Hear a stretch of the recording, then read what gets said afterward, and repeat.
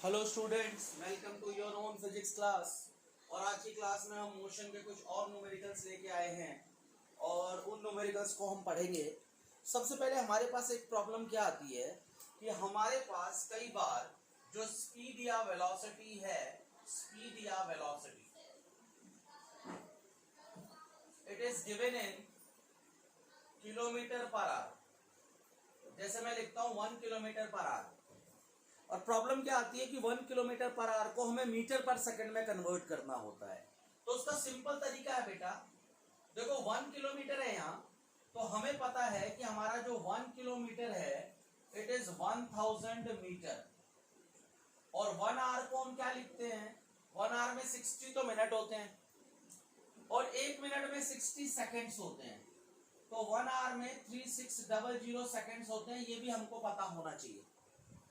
अब आप सोचो 1 किलोमीटर पर आवर है आपके पास, तो इसको क्या करोगे, मीटर में कन्वर्ट करने के लिए 1000 मीटर पुट करोगे और ये अपॉन है।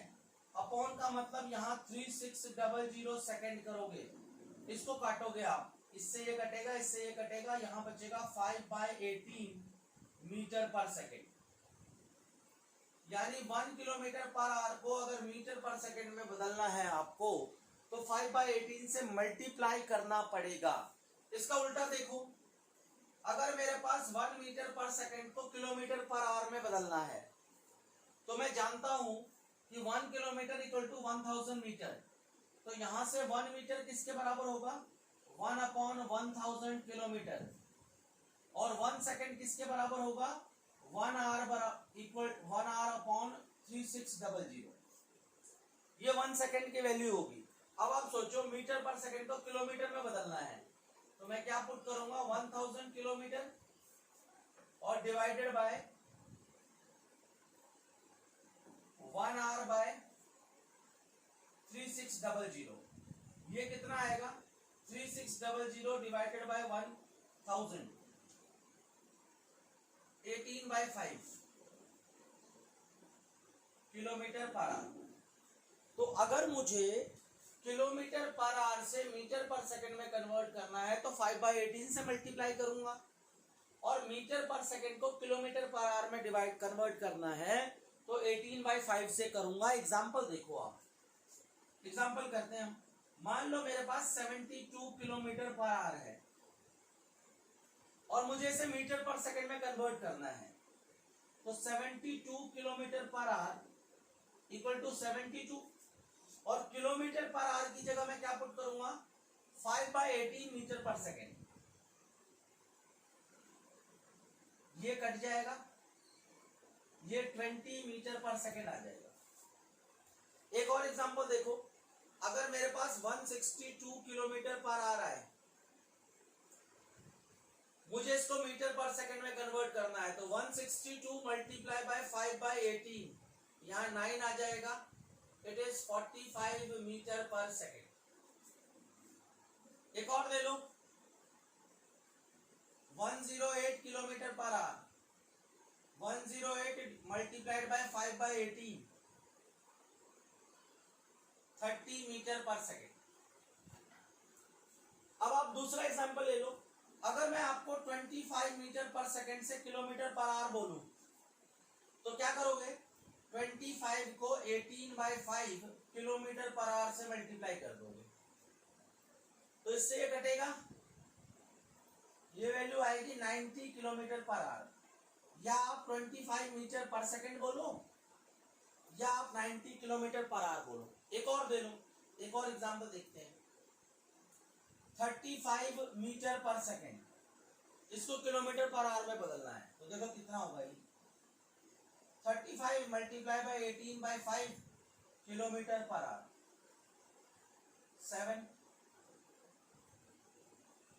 126 किलोमीटर पर आवर। तो ये कन्वर्जन है। बहुत सारे न्यूमेरिकल्स में कुछ चीजें आपको किलोमीटर में दे रखी होती हैं, कुछ चीजें मीटर में दे रखी होती है। और न्यूमेरिकल करने का बेसिक ट्रिक है कि हर जितनी भी यूनिट्स है, मान लो लेंथ है अगर, तो सारी लेंथ अगर किलोमीटर में ले रहे हो तो किलोमीटर में ही लेना है, मीटर में ले रहे हो तो मीटर में ही लेना है, और सेंटीमीटर में ले रहे हो तो सेंटीमीटर में ही लेना है, अदरवाइज आपका क्वेश्चन का आंसर गलत हो सकता है। यानी सारी यूनिट्स एक ही स्टैंडर्ड में डिवाइड होनी चाहिए, ये बेसिक तरीका है। अब आप देखो, हमारा बेसिकली आज का जो टॉपिक था वो स्पीड और एवरेज स्पीड पे बेस्ड न्यूमेरिकल करने का था। डिस्टेंस और डिस्प्लेसमेंट का हम कर चुके हैं। तो देखो, हम स्पीड और वेलोसिटी पे न्यूमेरिकल करते हैं सिंपल से।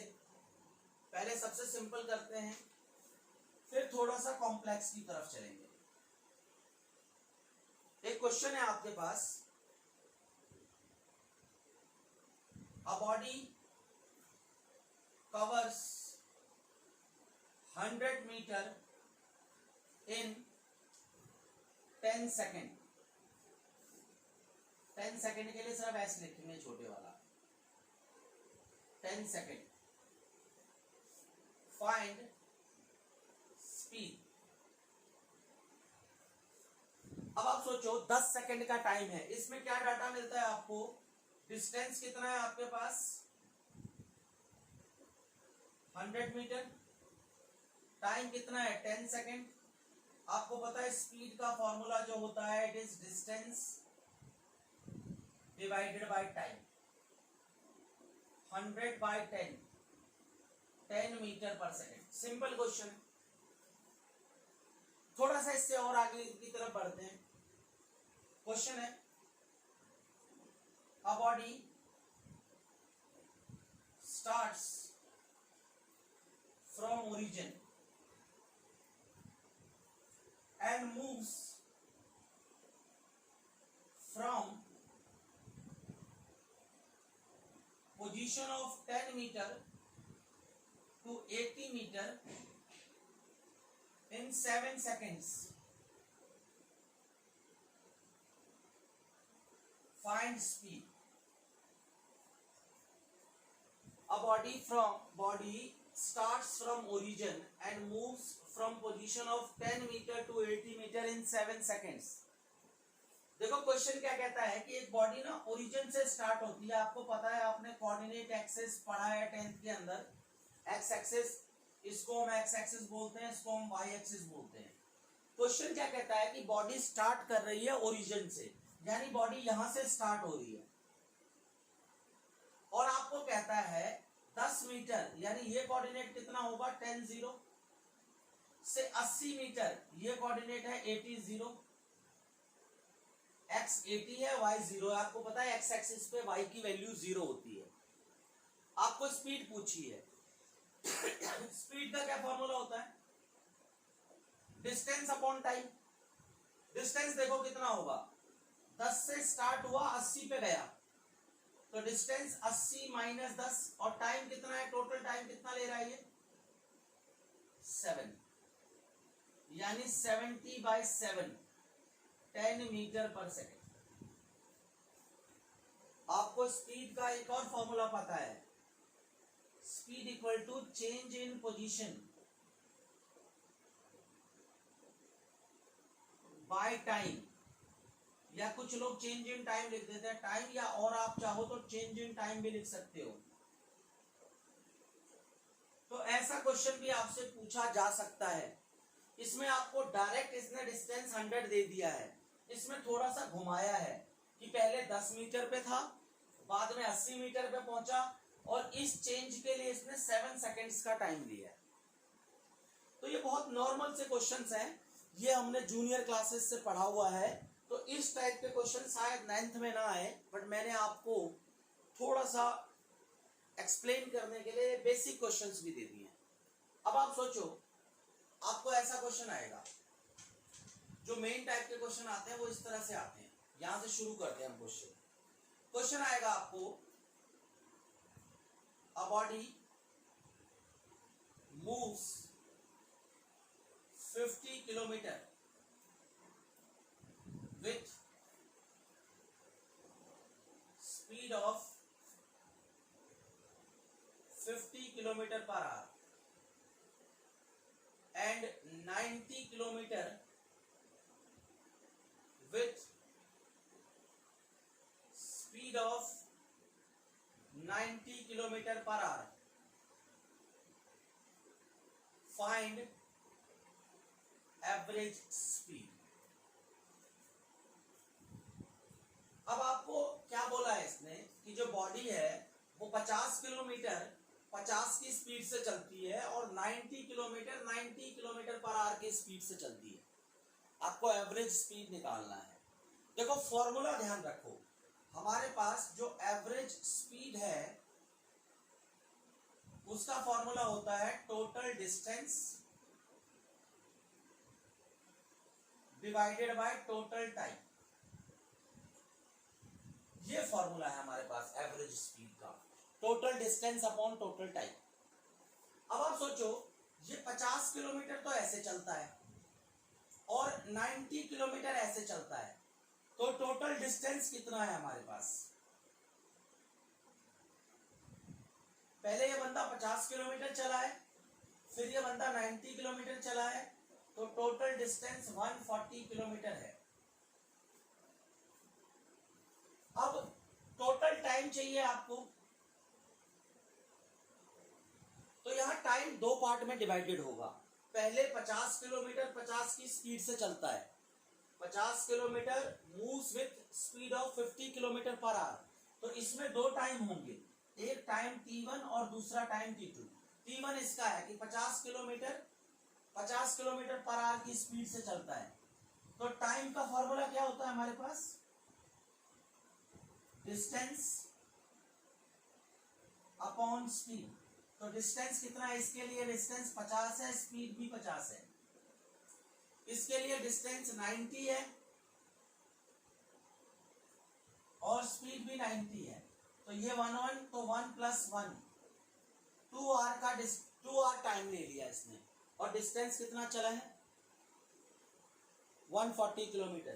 तो एवरेज स्पीड क्या होगी? 140 divided by 2, 70 kilometre per our. Simple. ये तो नॉर्मली आप अगर 50 और इसको प्लस कर देते तब भी आ जाता, पर आपको ऐसे नहीं करना है, आपको एवरेज निकालना है। Average that is mean. अगर आप 50 और 90 को प्लस करते तो वो मीन होता। एवरेज निकालने के लिए आपको यही फॉर्मूला फॉलो करना है। क्लियर है? कभी कभी अगर एवरेज हम निकालते हैं तो वो मीन से भी आ जाता है, जैसे हमने ये केस किया है। एक दूसरा क्वेश्चन देखो, स्क्रीन को पॉज करके इसको राइट डाउन जरूर कर दिया करें बेटा, जो भी है। और पहली बात तो मैं ये बोलूंगा कि जो भी क्वेश्चन मैं लिखवा रहा हूं, आप स्क्रीन को पॉज करके पहले खुद सॉल्व करने की कोशिश किया करें। अगर आप खुद सॉल्व करेंगे तो आपको ज्यादा बेटर ऑप्शन मिलेगा एज कंपेयर टू मेरे सॉल्यूशन को देखना। दूसरा क्वेश्चन देखो, दूसरा क्वेश्चन क्या है? दूसरा क्वेश्चन देखो, अ बॉडी मूव्स विथ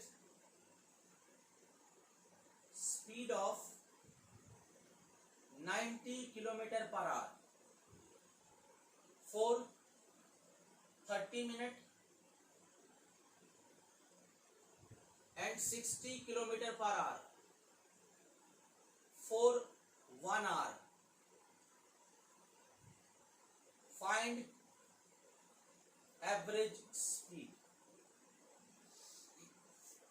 सवाल है, एक बॉडी है जो पहले 90 किलोमीटर 30 मिनट की 90 किलोमीटर पर आवर की स्पीड से 30 किलोमीटर चलता है, फिर वही बॉडी 60 किलोमीटर पर आवर की स्पीड से 1 आवर चलता है। आपको एवरेज निकालना है। यही फॉर्मूला लगाएंगे जो हमने यहां लगाया है, एवरेज स्पीड का formula total distance divided by total time. अब आप देखो ये बॉडी ना 90 किलोमीटर पर आवर की स्पीड से 30 मिनट चलता है, तो यहां देखो टाइम t1 कितना है आपके पास? 30 मिनट है। आपको पता है यहां पर आर में दे रखा है और यहां मिनट है, तो ये प्रॉब्लम है, इसको मिनट में नहीं छोड़ सकते। 30 मिनट को आर में बदलने के लिए 60 से डिवाइड कर दो, ये हाफ आवर हो जाएगा। यहां देखो टाइम 60 किलोमीटर पर आवर की स्पीड से 1 आवर चलता है, तो नेचुरल सी बात है T2 1 आवर है। दोनों टाइम आपको पता चल गए, टोटल डिस्टेंस बचा हुआ है। अब देखो डिस्टेंस, दो डिस्टेंस होंगे। पहला जो वो 90 की स्पीड से 30 मिनट तक चलेगा। अगर स्पीड 90 किलोमीटर पर आवर है, टाइम 30 मिनट है, यानी हाफ एन आवर है, तो डिस्टेंस कितना होगा? डिस्टेंस का फॉर्मूला होता है, आप याद रखें, डिस्टेंस का फॉर्मूला होता है स्पीड इनटू टाइम, क्योंकि डिस्टेंस अपॉन टाइम स्पीड होता है, तो टाइम को इधर ले गया तो डिस्टेंस की ये वैल्यू आ गई।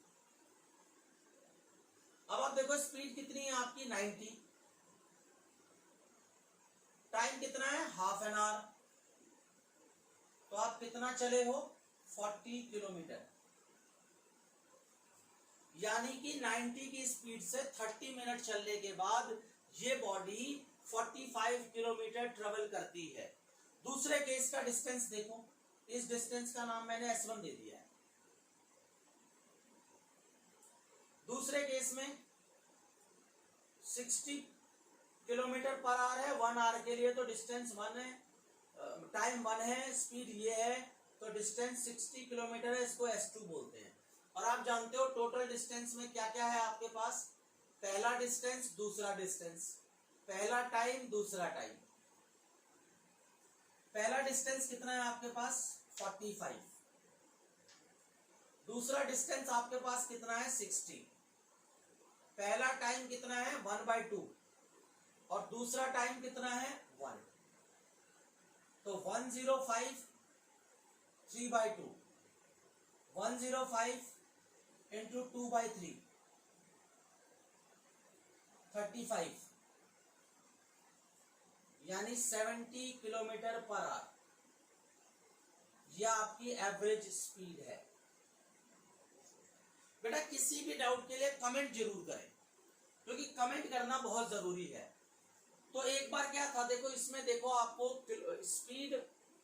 स्पीड और डिस्टेंस दे रखा है, इसमें आपको स्पीड और टाइम दे रखा है, ऐसे करके आपको घुमाया जाता है क्वेश्चंस में। क्वेश्चंस वही होते हैं, आपको सिर्फ डाटा को अच्छी तरह पढ़ना है कि क्या गिवन है, क्या फाइंड आउट करना है, और यूनिट का कन्वर्जन ना भूलें। जैसे यहाँ मिनट दे रखा था, बाकी चीजें किलोमीटर पर आवर में है। ये भी एक प्रॉब्लम होती है जो हम ध्यान नहीं देते, इग्नोर करते हैं, बट इसको इग्नोर नहीं करना है। इसको इग्नोर करते तो क्वेश्चन गलत होता। अब आप देखो, अब मैं दूसरा क्वेश्चन कराता हूं आपको इसी पे।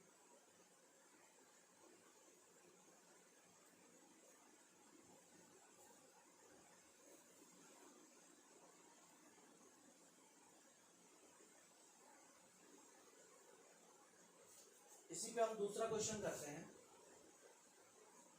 क्वेश्चन है, a body goes from Delhi to Agra with speed of 90 kilometer per hour and returns with speed of 108 kilometer per hour. Find average speed and average velocity. सवाल क्या है कि एक बॉडी दिल्ली से आगरा मूव करती है, 90 की स्पीड से जाती है और 108 की स्पीड से वापस आती है। आपको एवरेज स्पीड निकालनी है। देखो क्या है, ये हमारे पास सॉल्यूशन कर रहे हैं हम लोग। बेटर तो ये होगा कि आप खुद ट्राई करो, एक बार स्क्रीन को पॉज कर दो और फिर आप आंसर देखो। ये हमारे पास दिल्ली है, ये हमारे पास आगरा है। हमारी बॉडी दिल्ली से आगरा जाती है 90 किलोमीटर पर आवर की स्पीड से और रिटर्न आती है 108 किलोमीटर पर आवर से। ठीक है, हमको एवरेज स्पीड और एवरेज वेलोसिटी कैलकुलेट करनी है। देखो हमारे पास फॉर्मूला है कि एवरेज स्पीड जो होता है उसका फॉर्मूला है total distance divided by total time. अब यहां पर पंगा है हमारे पास, हमें ये नहीं पता कि दिल्ली और आगरा के बीच का डिस्टेंस कितना है, तो कोई प्रॉब्लम नहीं है। आप मान लो जो दिल्ली टू आगरा है वो x किलोमीटर है, लेट कर दिया हमने, लेट डिस्टेंस पता नहीं तो कोई प्रॉब्लम नहीं है, we will consider distance as x, कि distance between Delhi and Agra is x।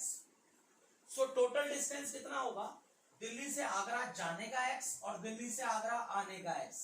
देखो दिल्ली से आगरा जाने का x और आगरा से दिल्ली आने का भी x, तो टोटल डिस्टेंस कितना होगा x प्लस x। अब टोटल टाइम निकालना है, जाने का टाइम t1 मानू और आने का टाइम t2 मानू, तो नीचे आएगा t1 प्लस t2। ये जाने का डिस्टेंस x और आने का डिस्टेंस भी x, ये जाने का टाइम t1 और ये आने का टाइम t1, तो इसको कैसे लिख सकता हूं मैं, 2x by t1 plus t2। अब देखो अगर दिल्ली से आगरा x किलोमीटर है और स्पीड 90 है तो टाइम कितना होगा, क्या x बटे 90 नहीं होगा जाने का टाइम। दिल्ली से आगरा x किलोमीटर है और मैं 90 की स्पीड से जा रहा हूं, तो टाइम क्या होता है, distance divided by speed. Okay, ये टाइम जाने का हो गया। आने का टाइम कितना होगा, आने में भी डिस्टेंस तो इतना ही है, स्पीड 108 है, तो क्या 108 से डिवाइड कर दूं, ये इतने आर जाने का और इतने आर आने का, ये टाइम है। जो टोटल टाइम है मेरे पास वो t1 प्लस t2 है, दोनों की वैल्यू डाल दो, x बाई 90 और x बाई 108। क्लियर है, इनका एलसीएम लेने से ज्यादा अच्छा है 90 इंटू 108 मल्टीप्लाई कर दो, यहाँ 108x और यहाँ 90x, सिंपल। इसको और सिंप्लीफाई कर दो, 198x 90 इंटू 108। अब यहां पुट कर दो, एवरेज स्पीड में पुट कर दो, total distance 2x divided by total time 198x by 90 into 108। समझ में आ रहा होगा आपको, टोटल टाइम ये है, दोनों टाइम को जोड़ने के बाद t1 प्लस t2, ये 98x प्लस अपॉन में 90 into 108, 198x divided by 90 into 108, ये इतने आर का आपके पास टाइम है और टोटल डिस्टेंस आपके पास 2x है, दोनों की वैल्यू पुट कर दी। यहां देखो क्या होगा, 2x 90 into 108 divided by 198x, x cancel out, इसको सिंप्लीफाई कर दो, 2 into 90 divided by 108 divided by 198 kilometre per our. अगर सॉल्व कर पाते हो मैं कर देता हूं, ये 99 आ जाएगा। अगर आप देखो दिस इज 99 इंटू 2 198, इसको काट दो, दिस इज 11, दिस इज 10, तो 1080 डिवाइडेड बाय 11 इक्वल टू 9 जा, फिर 8 जा, 11 में 99 बचा 9, 11 में 99 बचा 9, 11 88, बच गया 2, 11 बच गया 8, 11 बाकी कैलकुलेशन आप देख लेना, अगर कैलकुलेशन में कोई एरर हो। प्रोसेस सेम है, आपको पहले टोटल डिस्टेंस निकालना है, टोटल टाइम निकालना है, सिंपल प्रोसेस है। क्लियर। अब आप देखो अगर मुझे कोई बोलता है एवरेज वेलोसिटी निकालने को इसी में,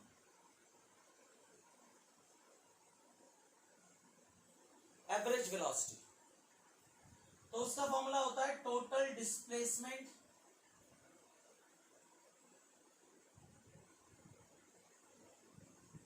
डिवाइडेड बाय टोटल टाइम।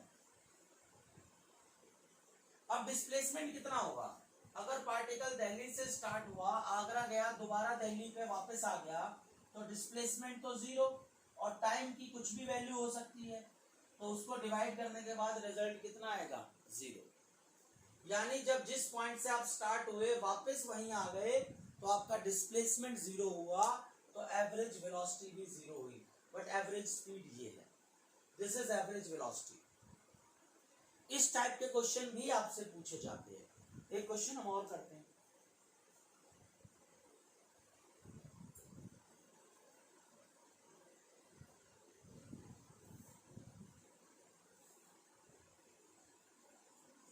बेटा स्क्रीन को पॉज करके ना राइट डाउन जरूर कर लें, ताकि थोड़ा सा आपको बाद में हेल्प मिले।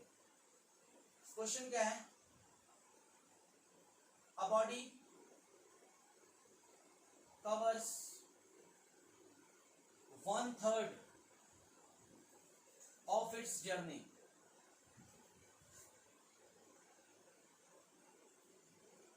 with 72 km/h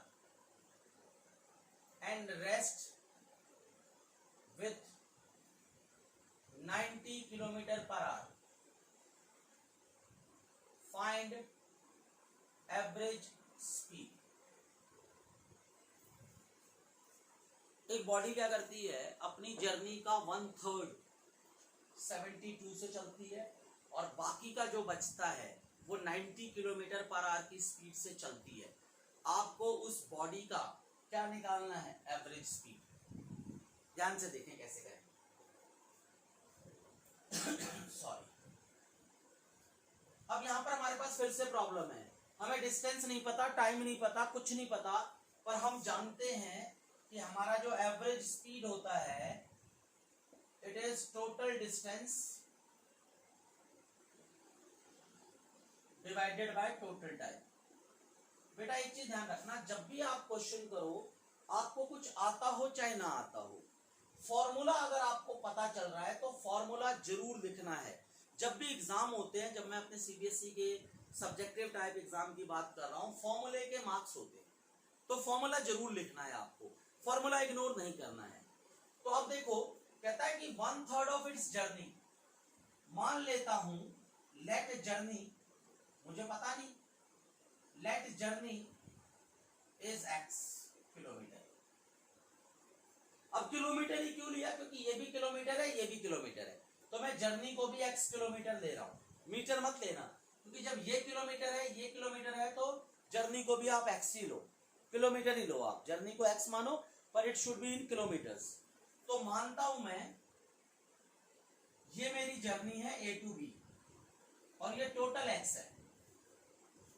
अब कहता है जर्नी का 1/3, यानी यहां से यहां तक ये x/3 है, A से C x/3 है, तो बाकी कितना बचेगा, x माइनस x/3, क्योंकि इतना तो कितना है ये भाई, आपकी पूरी जर्नी यहां से यहां तक, this is x, A to B is x और A to C is what,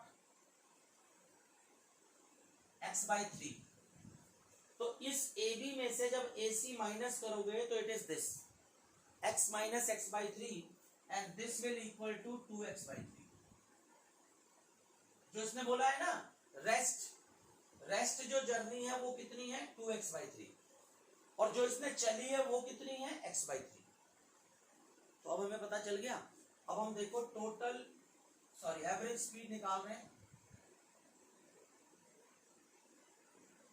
इसके लिए टोटल डिस्टेंस कितना हो गया, x, क्योंकि इसको और इसको ऐड करोगे आप दोनों को तो मिलेगा उतना ही।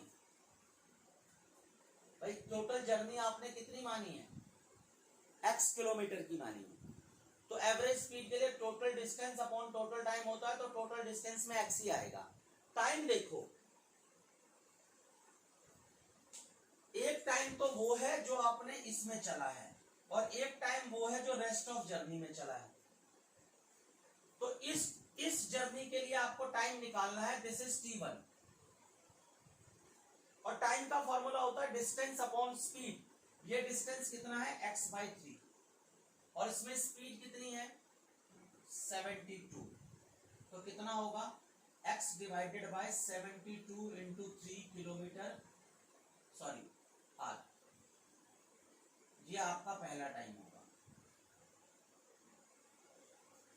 क्योंकि टाइम का फॉर्मूला होता है डिस्टेंस अपॉन स्पीड और x/3 की जो जर्नी ये कवर करता है 1/3 जर्नी 72 से करता है, तो 1/3 जर्नी में जो इसको टाइम लगेगा that is x/3 divided by 72 and this is the value.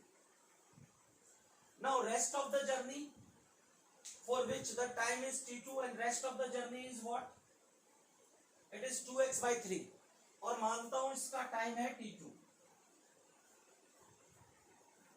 तो इस t2 टाइम को निकालने के लिए डिस्टेंस कितना होगा, it is 2x/3 and speed is what 90। तो it will become x 2x/3 into 90। तो ये आपके दो टाइम आ गए और इनकी वैल्यू पुट कर दो आप। कैसे पुट करोगे, x divided by 72 into 3 plus 2x divided by 90 into 3। Simple कर दो, यहां पर देखो 90 इंटू 3 सॉरी यहां तो ये x आएगा, इसको इससे मल्टीप्लाई कर दो 90 इंटू 3 270x प्लस 72 इंटू 3 या 72 इंटू 3 और जब ये इससे मल्टीप्लाई होगा तो इंटू 2 भी हो जाएगा।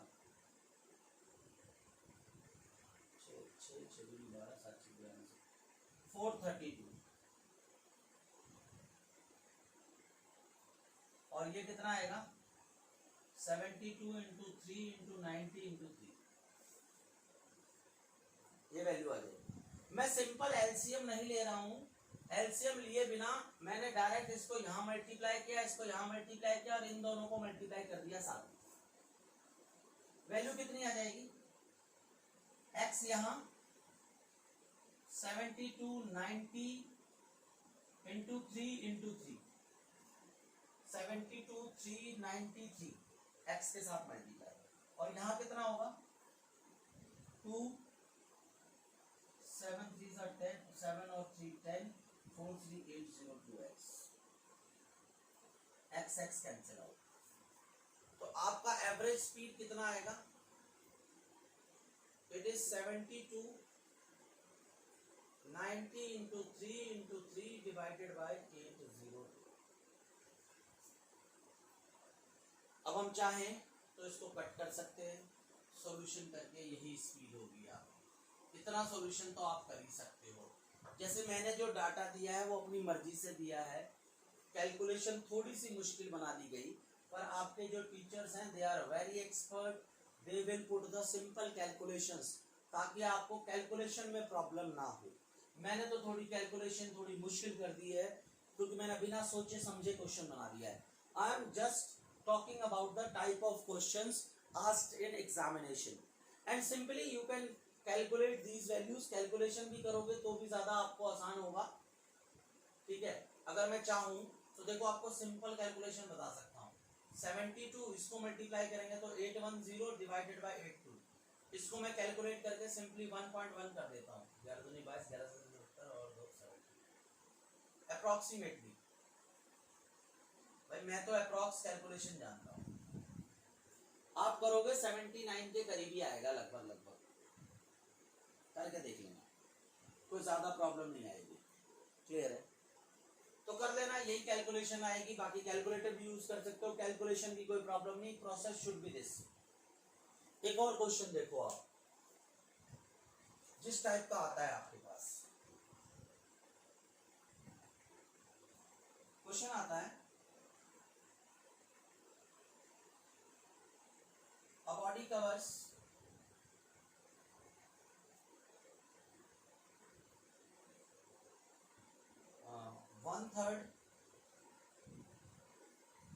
of its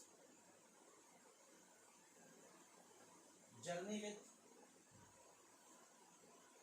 54 kilometer per hour. Rest 1/3 with 90 kilometer per hour, and rest with 108 kilometer per hour. Find average speed. इसमें जर्नी को 3 पार्ट में डिवाइड किया गया, यानी जो जर्नी x है, मान लो A टू B की जर्नी x है, आपको बोला ना टोटल जर्नी है, अब body cover 1/3 of it journey, तो मान लो टोटल जर्नी x है। अब इस x के 3 हिस्से बना दो, यहां पर x/3 हो जाएगा, देखो ये भी x/3 का, यहां से यहां ये भी x/3 का, और बाकी बचेगा कितना, ये भी x/3, तभी तो टोटल x मिलेगा। तीनों को जोड़ के देखो, x/3 x/3 और x/3, टोटल जर्नी कितनी बनी है x की। तो कहता है कि वो जो जर्नी कवर कर रहा है ना यहां से यहां तक, वो 54 की स्पीड से ट्रेवल कर रहा है। ये वाली जर्नी किससे कर रहा है, 90 किलोमीटर पर आवर से कर रहा है, और ये वाली जर्नी किससे कर रहा है, 108 किलोमीटर पर आवर से कर रहा है। आपको 3 अलग अलग डाटा दे रखा है इसमें। यहां से यहां तक की जर्नी 54 किलोमीटर पर आवर, ये जर्नी 90 किलोमीटर पर आवर, और ये जर्नी 108 किलोमीटर पर आवर। तो फॉर्मूला एवरेज स्पीड के लिए वही formula, total distance divided by total time. यहां पर भी टोटल डिस्टेंस तो x ही आएगा, टाइम के 3 पार्ट होंगे, t1 t2 और t3, 3 पार्ट होंगे यहां पर टाइम के। पहला पार्ट ये वाला है, दूसरा पार्ट ये वाला है, और तीसरा पार्ट ये वाला है। 3 पार्ट हैं आपके पास, और तीनों का टाइम आपको कैलकुलेट करना है। देखो कैसे करना है।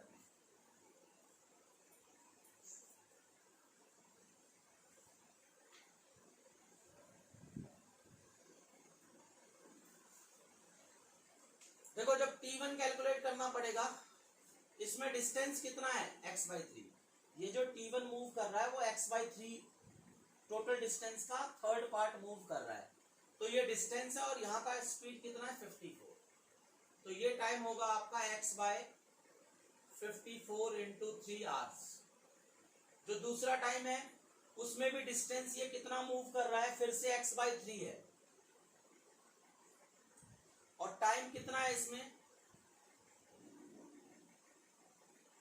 सॉरी स्पीड है 90 किलोमीटर पर आवर, तो टाइम इसमें कितना होगा, x/90 इंटू 3।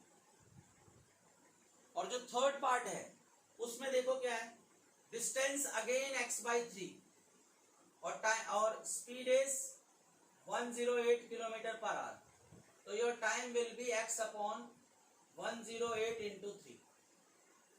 और जब आपको इसको सॉल्व करना है, एवरेज स्पीड कैलकुलेट करनी है, तो सिंपल तरीका है, total distance upon total time. Total time कितना है, x/54 इंटू 3, x/90 इंटू 3, और x/108 इंटू 3।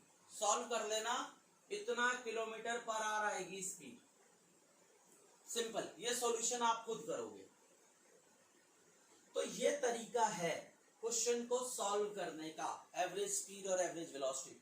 और भी बहुत कॉम्प्लिकेटेड क्वेश्चंस आते हैं, बट आपके 9th के लिए यही काफी है। अगर मैं 9th स्टैंडर्ड की बात करूं, जब हम 11th स्टैंडर्ड की बात करेंगे, 11th में भी ये क्वेश्चन पूछे जाते हैं, बट 11th स्टैंडर्ड में कुछ और लेवल बढ़ जाता है, तो वो आप 11th में सीखेंगे। अभी फिलहाल इस तरह के क्वेश्चंस आते हैं। जो अगला एक टॉपिक है उस पे कई बार क्वेश्चन आता है, और वो क्वेश्चन है पोजीशन टाइम ग्राफ का। बेटा स्क्रीन को पॉज करके ना राइट डाउन जरूर किया करें। हमने एक क्वेश्चन पढ़ा है, सॉरी एक टॉपिक पढ़ा है हमने, विच इज वेलोसिटी, नहीं विच इज डिस्टेंस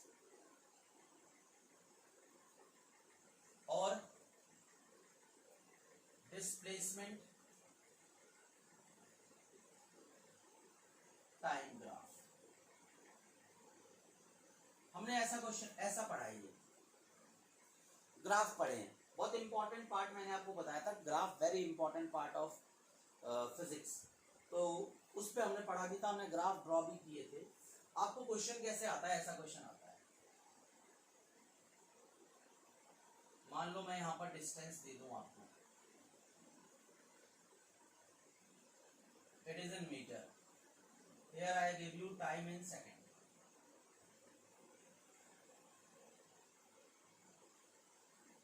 ऐसा दे दो क्वेश्चन, मैं आपको बोलता हूं,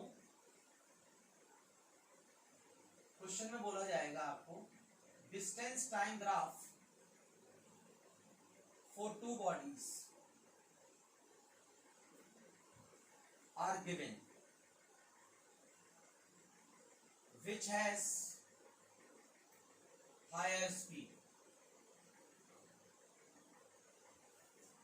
पहला क्वेश्चन ऐसे पूछा जाएगा, या और में पूछ सकते हैं which will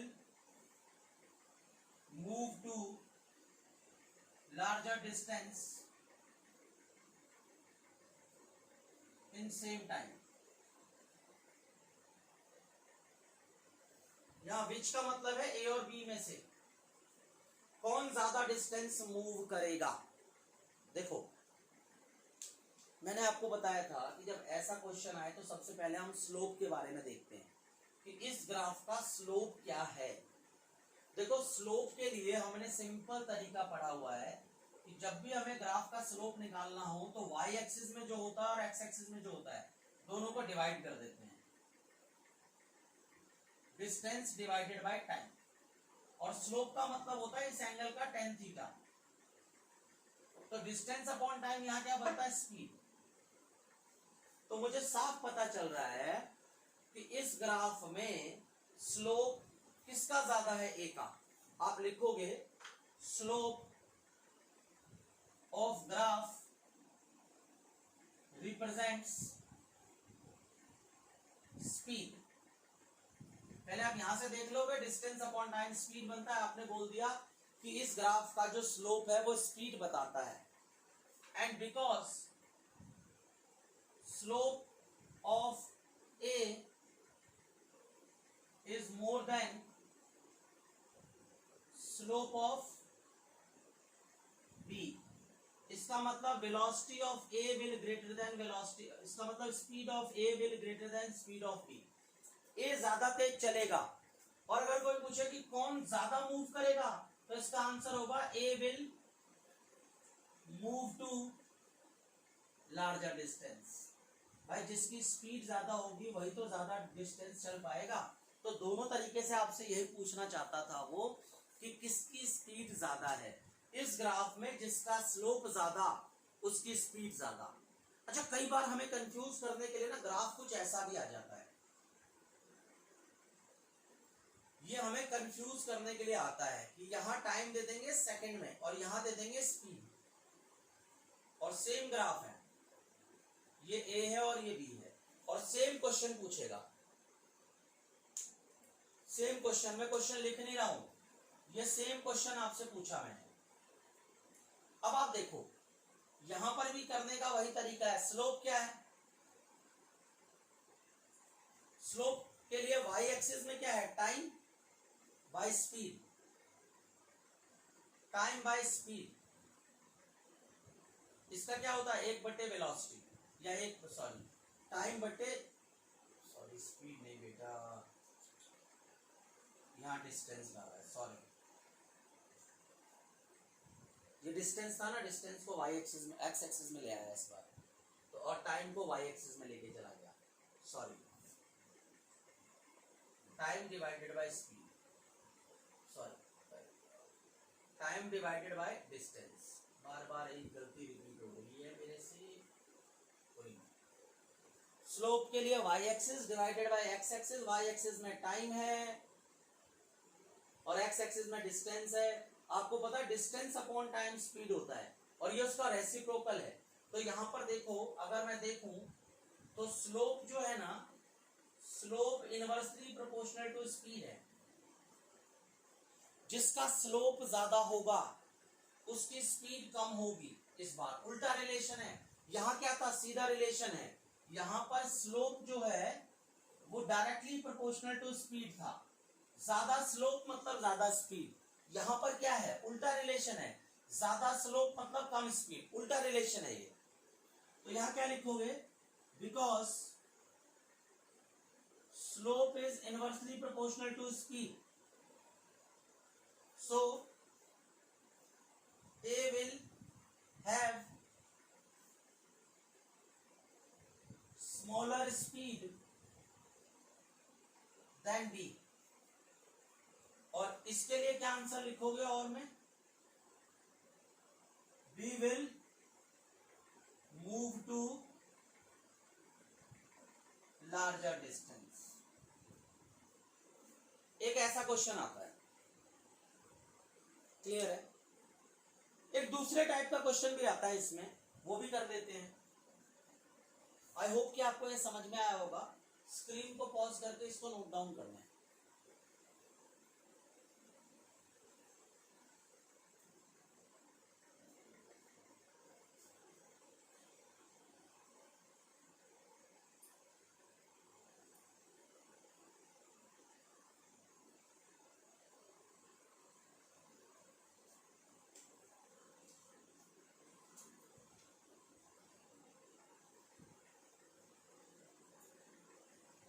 यहां मैं डिस्टेंस डाल रहा हूं,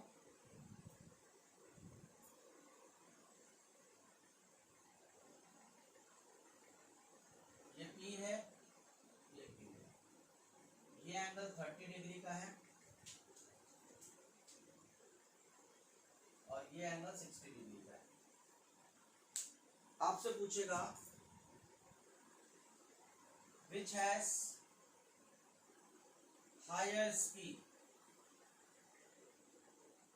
find ratio of speeds of P and Q। ये पूछेगा आपसे कि किसकी स्पीड ज्यादा है और किसकी स्पीड कम है। फिर से वही तरीका, स्लोप निकालना हो तो y एक्सिस x एक्सिस को डिवाइड करेंगे। स्लोप के लिए डिस्टेंस अपॉन टाइम होता है और डिस्टेंस अपॉन टाइम यहाँ स्पीड है। इस सवाल में स्लोप में क्या आएगा, डिस्टेंस डिवाइडेड बाय टाइम, और हमें पता है वो स्पीड होती है। और स्लोप का एक फॉर्मूला हमें और पता है, स्लोप का एक फॉर्मूला हमें और पता है। स्लोप के लिए tan थीटा भी यूज होता है। थीटा मतलब वो वाला एंगल, ये वाला एंगल। जैसे ये 60 डिग्री का एंगल है, ये 30 डिग्री का एंगल है। थीटा मतलब एंगल, थीटा का मतलब एंगल। वैसे 10th में पढ़ोगे आप, वैसे तो फिजिक्स में ऐसा क्वेश्चन आना नहीं चाहिए आप लोगों के लिए, बट अगर आप फाउंडेशन की प्रिपरेशन करोगे तो ऐसा क्वेश्चन पूछा जाता है और क्लास 11th में पूछा जाएगा, क्योंकि ट्रिग्नोमेट्री इंट्रोड्यूस हो चुकी होती है। पर फिर भी मैं आपको बताऊंगा, ट्रिग्नोमेट्रिक की वैल्यूज होती हैं, ट्रिग्नोमेट्रिक टेबल की हर एक की वैल्यू होती है, वो मैंने आपको बताया भी था ग्राफ सिखाते समय। तो अब हम यहाँ करेंगे, इस सवाल में क्या करेंगे, because slope of graph represents speed and slope of P is more than slope of Q। इसका मतलब velocity of P greater than velocity of Q। और velocity of P के लिए क्या लगाओगे आप, tan 60 डिग्री, क्योंकि P जो एंगल बना रहा है वो 60 डिग्री का एंगल है। और velocity of Q के लिए क्या यूज करोगे, tan of 30 डिग्री, 30 डिग्री। क्योंकि स्लोप के लिए हम tan थीटा भी यूज करते हैं, स्लोप। और यहां पर स्लोप है क्या, स्पीड। तो यहां tan 60 इसके लिए और इसके लिए tan 30। तो अगर आपसे Vp बाई Vq का रेशियो पूछ रहा है तो ये tan 60 divided by tan 30। tan 60 होता है √3 और tan 30 होता है 1/√3। तो रेशियो आएगा 3:1। याद रखना 1030 1/√3 और 1060 √3। इसी सवाल को उल्टा कर दो आप, जैसा मैंने पिछले सवाल में कराया था। यहां पर टाइम कह सकता है और यहां पर स्पीड कह सकता है आपको, और सेम सवाल दे देगा पी और क्यू। और यहां स्लोप क्या होगा, टाइम, स्पीड नहीं, ये गलती कर रहा हूं, यहां डिस्टेंस देगा, सेम उल्टा किया ना, टाइम बाय डिस्टेंस, और ये होता है 1/स्पीड, यहां का स्लोप। और मैं जानता हूं स्लोप के लिए क्या लिख सकता हूं मैं, tan theta. tan theta equal to 1/स्पीड, क्योंकि यहां स्लोप क्या है, 1/स्पीड है, और स्लोप की जगह tan थीटा पुट किया है मैंने। तो इसको इधर ले जाओ और tan थीटा को इधर ले जाओ, तो स्लोप तो स्पीड किसके बराबर होगा, यहां से इसको इधर ले गया मैं और tan थीटा को नीचे ले आया, 1/tan थीटा। और याद रखना 1/tan थीटा जो होता है ना, cot थीटा होता है। ये फॉर्मूला याद रखना, आप 10th में पढ़ोगे, या अगर आप 11th में देख रहे हो तो ये आप पढ़ चुके हो कि 1/tan theta equal to cot theta होता है। तो इस ग्राफ में जो स्पीड होगा वो cot थीटा होगा, और साफ बताया था मैंने आपको, जिसका स्लोप ज्यादा होगा उसकी स्पीड कम होगी। तो साफ बात है, यहाँ क्यू की स्पीड ज्यादा होगी पी से, जिसका स्लोप कम उसकी स्पीड ज्यादा, अगर टाइम और डिस्टेंस का ग्राफ है तो। और अगर रेशियो निकालूं तो Vp/Vq, तो यहां पर देखो Vp क्या होगा, speed of P cot 60 degree, और speed of Q cot 30 degree. यहां क्या करेंगे, cot 60 और यहां cot 30। याद रखना उल्टा रिलेशन होता है, तो अगर मुझे cot 30 की वैल्यू कोई पूछे तो वो √3 होगा, और cot 60 की वैल्यू पूछे तो 1/√3 होगा। यहाँ वैल्यू पुट कर दो, 1/√3 और यहाँ √3, तो 1:3 ये वैल्यू है। ये क्वेश्चन शायद आपके क्वेश्चन में ना पूछे, रेशियो शायद ना पूछे, पर ये तो जरूर पूछ सकते हैं कि किसकी स्पीड ज्यादा होगी, कौन ज्यादा डिस्टेंस ट्रेवल करेगा। ये ध्यान रखना, अगर डिस्टेंस टाइम ग्राफ हो तो जिसका स्लोप ज्यादा वो ज्यादा डिस्टेंस टाइम करेगा, ज्यादा डिस्टेंस ट्रेवल करेगा, जिसका स्लोप ज्यादा हो, अगर डिस्टेंस टाइम ग्राफ है तो। और अगर टाइम और डिस्टेंस का ग्राफ है तो जिसका स्लोप ज्यादा उसकी स्पीड ज्यादा और वो ज्यादा डिस्टेंस ट्रेवल करेगा। इस बात को आप अच्छी तरह ध्यान रखें। आई होप कि आपको आज की क्लास समझ में आई होगी। किसी भी डाउट के लिए कमेंट करना ना भूले, क्लास आपकी है, कमेंट करते रहें, पढ़ते रहें। Thank you so much.